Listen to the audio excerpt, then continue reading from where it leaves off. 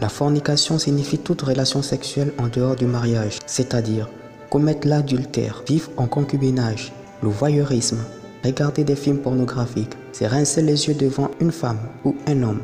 L'homosexualité. Dieu punit très sévèrement ce péché de la fornication par la mort si on ne se répand pas. Par exemple, il a détruit le monde entier au temps de Noé à cause de la débauche sexuelle, ainsi que les hommes du temps de Lot. Tous ceux qui commettent la fornication risquent de finir dans les flammes de l'enfer et les temps de feu. Numéro 2. L'idolâtrie. L'idolâtrie se définit comme le fait de rendre un culte à une divinité autre que le Seigneur Jésus-Christ. Il peut s'agir de l'adoration d'une statue, d'une photo, d'une représentation quelconque d'un dieu ou même d'une célébrité. La Bible dit que les idolâtres n'entreront point dans le royaume de Dieu.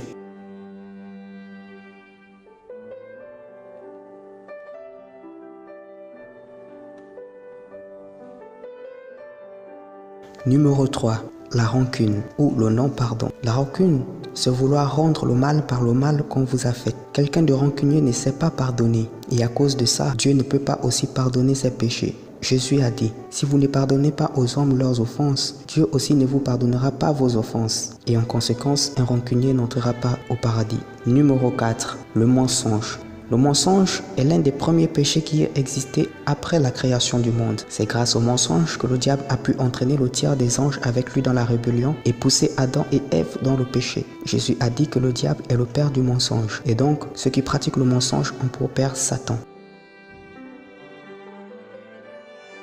Le blasphème contre le Saint-Esprit. Nous trouvons ce péché dans Matthieu 12 au verset 31.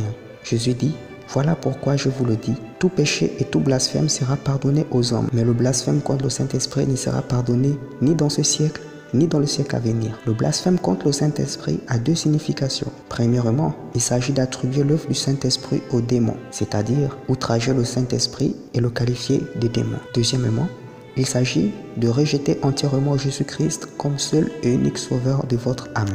Numéro 6. L'orgueil. L'orgueil est le premier péché qui anima le diable dans la rébellion. C'est un péché qui va vous pousser à toujours vouloir vous placer au-dessus des autres. L'orgueil est un péché qui vous rendra hautain, imbu de vous-même. La Bible dit que Dieu résiste aux orgueilleux, mais il fait grâce aux humbles.